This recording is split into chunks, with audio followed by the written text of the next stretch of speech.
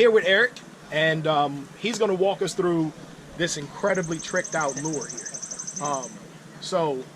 We're at the Appomatox River Company Demo Day, and I don't know, I guess you can start off where you want. He's got a lot more stuff than I got on my boat. Yeah, it's a lot going on here, but let's just start.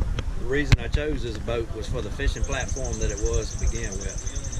One, comfort of the seat, can't beat the seat. Open floor layout, stability of it. I do stand up a lot. Don't hesitate. I do a lot of hook sets, stand and fight the fish all the way to the boat stand. So yeah, the stability of it is unreal. The wheel and the keel, whether you're at a boat ramp, you're not dragging your stuff across concrete boat ramps, even just at home, just the ease of just picking it up, right rolling around the it where yard. you want. Yep, right around the yard. But obviously I've added weight to the boat, so no matter where I'm at, I just pick it up and we'll bear it to the water. So one at the water's edge, I usually always, boat them right here on this side. How are you powering them? Product here is made by Hard and Power, completely waterproof. Runs all the way back to where it hooks up. So the Aqua, this is there, it's fully waterproof. I'm running a splitter, one battery running 2 cameras, and you can get this cut to whatever length you want if you tell them, otherwise it's coming 10 foot. Like that one up front's a little shorter. I don't think I got but 4 foot. So are you using, you've got a battery in here for the depth finder, I've got a battery right? in here, but that front camera is using this smaller Aqua here. Okay. So 10 amp, I got battery in here. This is the Appomatox cell block. Yep. So it's all self-contained. Another Aqua battery, running this Humminbird Helix 9, and 2 knobs. If I don't want to, say I'm gonna get on the river, 2 knobs, this whole thing's off. It's nothing running, nothing attached. Transducer comes up, all that good stuff. All right, DIY is huge in kayaks. Everybody knows it. One of the reasons we all kayak is because we can drill on them and screw stuff to them, right? So we were over here looking at his mount for his bump board. Check this thing out. So this is HDP or cutting board. Yeah, UHMW. And this is what, just foam rubber? That's actually fishing rod tip covers, protectors, that when I buy the rods, it's just dense foam. So if you got any type of dense foam, and I just added some cushion beside that, but it's actually a very snug fit, yeah. When you pull this out, does the foam move? It doesn't look like it does. No, it stays put. When I put it on back of the truck, I leave, it doesn't even blow out going down the road. It comes out easy. And you just screwed that right into the black pack, stainless steel hardware. Right in there, but also, if for whatever reason it gets loose on me, I can adjust it. So I can still tighten up and adjust the tension that this has on it. I got to give you credit for that one. And that's a good little. This is just always a safety. I've never have turned it over, but just in case. What do you say? If you don't tether it, you lose it. Yep. So and that's just in here with a knot on this end, keeping it from coming out. They're fully waterproof. Spider's free. So it double wraps up.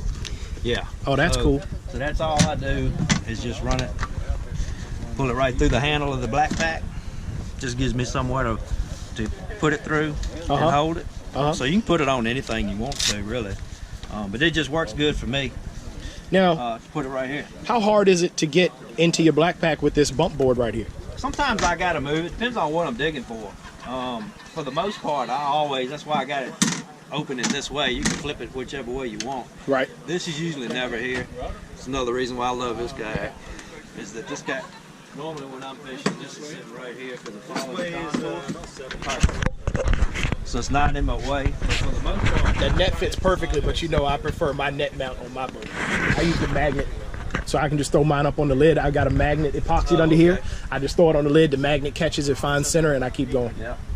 A lot of times though, if this is like, if I'm doing a real big, if I'm digging hard, like a lot of times I got stuff readily available right there. But for the most part, it's coming around this side, and I can get everything I need. So, but it's a lure, so you could stand up, turn around, and just go in it. Yeah, a lot of times I stand up, put my knees in the seat, and just, I can, cool. Two big things. I definitely recommend a rudder. That's going to be the first thing I'm going to put on any boat. We were just talking about that. And an anchor trolley. Boat control is number one. I don't care what kind of boat you're in. Bass boat, kayak, whatever it is, boat control is number one. And if you're not facing the right direction or can't control your boat, you're wasting your time. Yep. And I have put this thing through the ringer, and it has held up to everything I put it through, down through Class 4 rapids. You went through Class Yeah. Going through class 4 rapids. At the time, the balcony falls can change on you. So at the time, it was that. But I love the cell block. That's the other thing. I like it off to the side.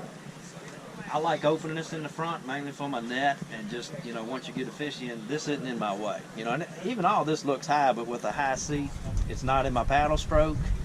My rod, sometimes I'll whack my camera every now and then, but for the most part, you know, really nothing worse than that crotch shot with low cameras. I like getting as high as I can get them. Up the shorts. Yeah. Is when I get that fish to the boat. Oh yeah. She's not in there long. She goes on this fish grip, she's in the water. That fish's health is my #1 priority. One thing they kind of don't tell you, I've put this 1.5-inch O-ring on here because I got video of it of a big one getting away. She actually thrashed, popped open. So just because you lock it in place doesn't mean you can actually do this and get into doing it. But what I found is an 1.5-inch O-ring, put it on here, she ain't coming up till you're ready. So just, you know. So pro tip for you right there. 1.5-inch O-ring on your fish grip to keep it from popping open accidentally. That's a jewel, right? That's a good one. I've done the you got a tether. What I did on mine is I put a stainless steel eye-ring, ran a piece of 550 cord, and on that 550 cord I keep my hook remover and the fish grip. Okay. And you're right, you hook a fish and you got to get the board straight. I hook the fish, unhook it, put it off to the side, and Yeah, you can take your time. You're floating in the live back well. in the water. Yeah. And you can move your cameras around where you need it. You can get your board out.